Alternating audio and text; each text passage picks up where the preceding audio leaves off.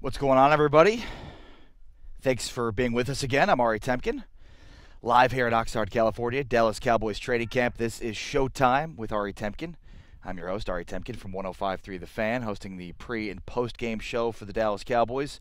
I will also be in all next week on 105.3 The Fan for the great RJ Choppy, so make sure to check out the morning show if you're in the DFW area, and if not, then make sure to stream it on the radio.com app. All right, so we are all, myself, along with Sean Sharif, RJ Choppy, Roy White, the morning show, leaving Southern California later on this afternoon. So wanted to just do a quick sort of last showtime, normally at noon Central. So right on schedule today. But just, Norma says last day of vacation. Norma, that's not true. There's been, I don't know if you've been watching, Norma, but I did a show on Sunday. I did a show on Monday. I did 3 shows on Tuesday, 3 shows on Wednesday, 2 shows on Thursday, and I'm doing a show on Friday. That's 3, 6, 8, 10. That's 11 shows in 5 days, Norma.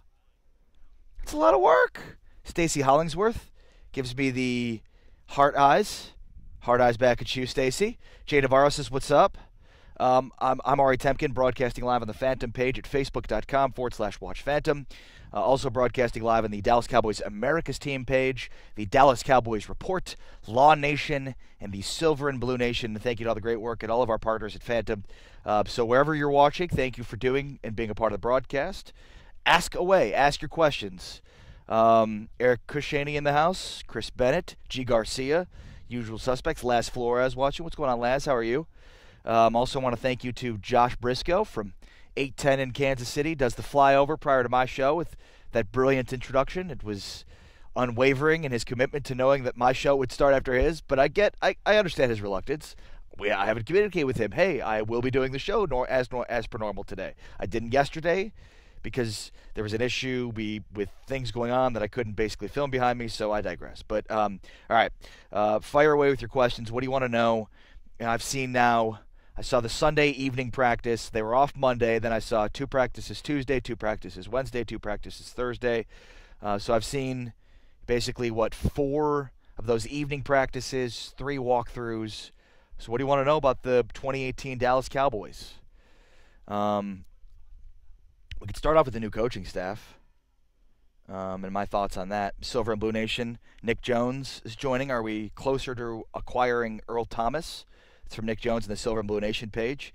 Look,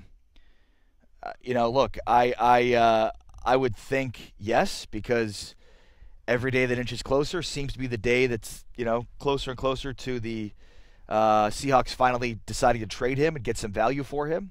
I think the Cowboys are fairly firm on not wanting to give up a second-round pick unless, it's not a second-round pick straight up. I've been very outspoken in my thinking along the lines of the need for Earl Thomas and the Dallas Cowboys. So I'd like to see them acquire him. And again, it'll be a mistake if he's traded to another team for a second-round pick. It'll be a mistake of the Cowboys if that's market value and that the Seahawks can get that and end up getting that. It'd be a mistake for them to not end up getting Earl Thomas, for the difference being a third or a second. Diehard James says, what up? What up, Diehard James, on the Law Nation page. Todd Clevenger says, what up, Ari? Todd, what's going on with you? How are you? Everybody hit the share button. Post your comments. What do you want to know? Are the Cowboys closer to acquire Earl Thomas? That's the question I just answered. The answer to that question is sure. I don't understand why the Seahawks aren't trading him. I don't really know what their end goal here is. If they're rebuilding and they don't want to have an upset guy in their locker room, I don't know if they're just going to drag this thing out. But obviously Earl's not showing up for training camp, and the Cowboys are still interested.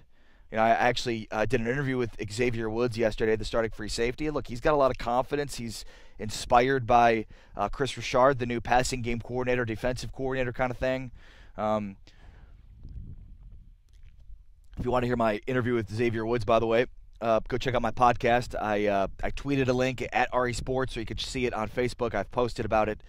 Cowboys Beat drops every Friday morning. So today's had an interview with Dorrance Armstrong, who's I've been raving about the entire camp. He looks the part, and that's not just because I'm wearing a Jayhawk shirt, and I am a Kansas Jayhawk, as is Dorrance Armstrong.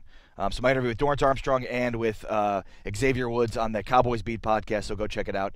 All right, let's see here. On the America's Team page, some questions are flying in. Norma says, sorry, it was a joke. I was just messing with you, Norma. No, you don't have to apologize. I mean, Southern California is kind of a vacation anyways, right? Jay Navarro says, how much game time you think Rush will get Thursday? A lot, most of it. Connor Rush, Cooper Rush, and Mike White will play the majority. Dalton Sturm will play. In fact, I don't even know if we'll see Dak Prescott at all on Thursday. We might maybe see, normally with preseason game number 1, you might see the starting quarterback or the starters for one series. And Tyron Smith won't play. I guarantee you that. Sean Lee's not going to play. We already know Randy Gregory's not going to play. I'd be surprised if some other known veterans play. I'd be surprised if Zeke plays. I'd be surprised. If Dak plays, it'll be for one series. So we'll see the majority of the game, Jay. We're going to see Cooper Rush and Mike White. We'll see a little bit of Dalton Stern, but those two guys are the guys basically competing for the back quarterback spot. And as I've said before, if you're a Cowboy fan, you should be rooting for Mike White to beat out Cooper Rush, because if he doesn't, they're going to keep 3 quarterbacks. But if he does, then I think they release Cooper Rush. So ultimately, if Mike White makes the team, they'll only keep 2 or if Mike White's the backup, they'll only keep 2 quarterbacks, which allows them to maybe keep an extra wide receiver, an extra defensive end, extra safety, extra corner, those kinds of spots. So Colton, Carolyn, Zoe Flowers says hello. Hi, Flowers. Donnie Burton says, how does Rod Smith look? He looks good. He seems to be the perfect sort of backup for Zeke, in that he's a pretty decent blocker. He can contribute to the passing game. He had real good numbers from reception standpoint last season. So, I think Donnie, I think it's pretty locked in 1-2 Zeke and Rod Smith. That's it's not the best 1-2 punch in the NFL, but Zeke Elliott, in my opinion, is the best.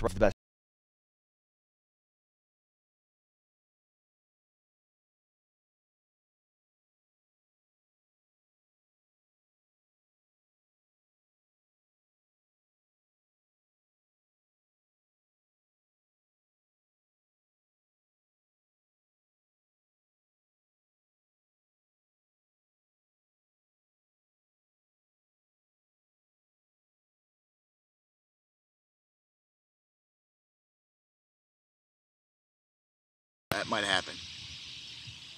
Let's see here. How about now? Can you hear me now?